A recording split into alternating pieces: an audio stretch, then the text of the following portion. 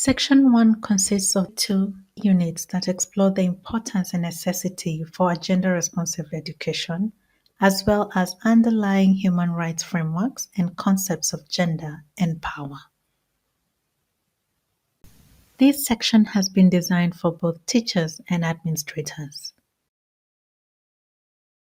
By the end of this unit, you should be able to articulate why a gender lens is important in education, understand the link between a quality education and human rights, describe the role of gender-responsive schools, know the role teachers play in setting norms and nurturing learners, understand how students are impacted when teachers are trained in gender-responsive pedagogy. In order to ground us in an understanding of the importance of girls' education, please take a moment to reflect on the following questions. Take some time to write down your thoughts. Why is gender-responsive education important? How might an educational approach without gender lens impact girls? How might an educational approach without a gender lens impact boys? How does a non-gendered teaching lens exacerbate inequality? How does a non-gendered teaching lens impact community health, climate change, gross domestic product? Quality education for all is a basic human right and integral to achieving all dimensions of inclusive and sustainable development. An educational approach without a gender lens deeply impacts boys and girls by limiting their vision of who and what they can become, and by limiting access to knowledge and participation in all areas of study. Gender equality in education is fundamental to promoting women's social, political, and economic empowerment, increasing a country's gross domestic product, improving community health and resilience in the face of climate change, combating the spread of HIV and AIDS and other sexually transmitted diseases, promoting women's sexual and reproductive health and effective family planning, preventing gender-based violence and insecurity in local contexts and around the world. Without a gender lens, there is a risk that there will be gaps in learning and skills development for both girls and boys. A gender-sensitive educational lens lets all students feel safe and supported in pursuing the subjects and careers that interest them, even if those choices do not follow existing social norms. Gender equality is at the heart of human rights. Gender-responsive schools play a critical role in lifting up every child's right to safety, dignity, and education, regardless of gender.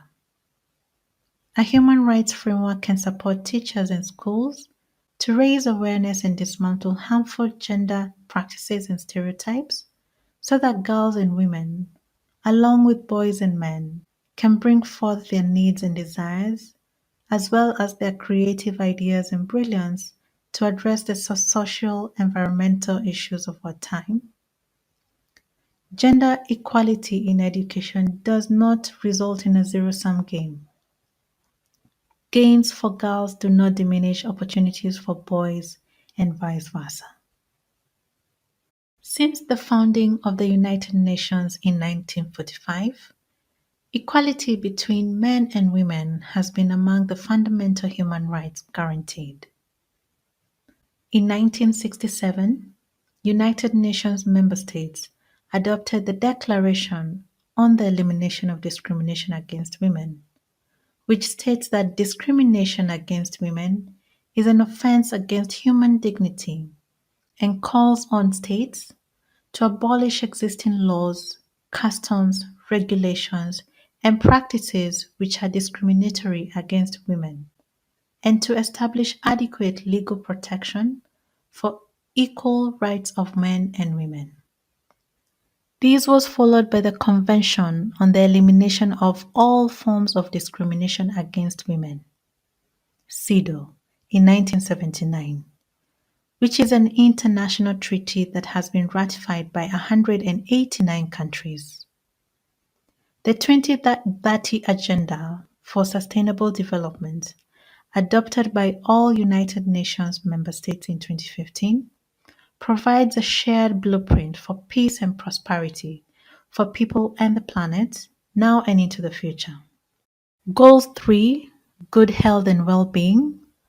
Goal 4, quality education. Goal 5, gender equality. And Goal 10, reduced inequalities, specifically support goals of equity and inclusion for both boys and girls, including the right to a quality education. Continental instruments also guarantee women's rights in Africa. The protection of women's rights are enshrined in the African Charter on Human and People's Rights on the Rights of Women in Africa, known as the Banjul Charter. The mandates member states eliminate all discrimination against women. The Protocol to the African Charter on Human and People's Rights on the Rights of Women in Africa, or the Maputo Protocol, further guarantees comprehensive rights to women, including the elimination of discrimination and harmful practices, the right to dignity, education and training, health and reproductive rights, economic and social welfare rights, and the special protection of women in armed conflict and women with disabilities, among others. The Maputo Protocol scorecards, championed by FAWE under the Girls Advocacy Alliance, which have helped gauge government's progress in incorporating the rights of women and girls as envisioned in the Maputo Protocol. The scorecards have been used as advocacy tools by civil society organizations in Ghana, Kenya, Uganda, and Liberia. Another legal instrument worth mentioning is the African Charter on the Rights and Welfare of the Child, ACRWC. The African Union Agenda 2063, which is a vision of a transformational development path based on an integrated, prosperous, and peaceful Africa, driven by its own citizens and representing a dynamic force in international arena, includes an aspiration where Africa's development is people-driven, relying on the potential of African people, especially its women and youth, and caring for children.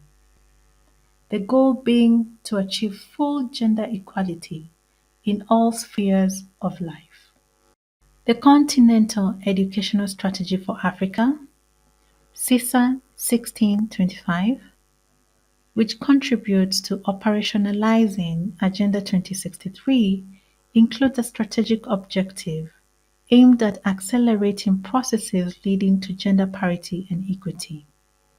It also includes a dedicated gender equality strategy.